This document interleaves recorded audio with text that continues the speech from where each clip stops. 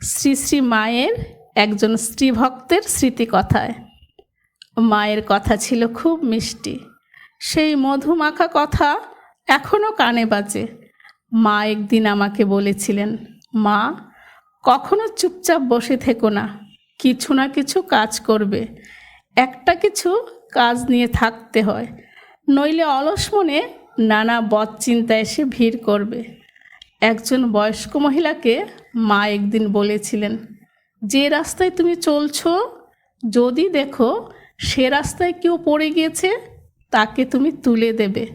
পথে পড়ে থাকা কাউকে দেখে কখনো ফেলে যেতে নেই। তখন ছোট ছিলাম, মায়ের কথার তাৎপর্য বুঝিনি, কিন্তু বয়স যত বাড়ল তত বুঝতে পারলাম জগৎজননী কী বলতে চেয়েছেন।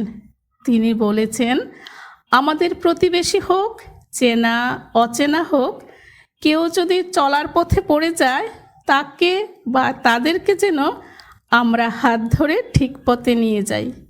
কারণ সকলের পথ তো একটাই, ভগবানের দিকে। আমি শুধু সেই পথে একা হাঁটব তা কেন হবে?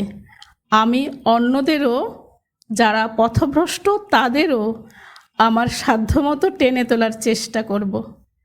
মা পথে পড়ে থাকা কত পাপী তাপী আর্ত নরনারীকে দুহাতে পথ থেকে তুলে নিয়ে নিজের কোলে তিনি স্থান দিয়েছেন।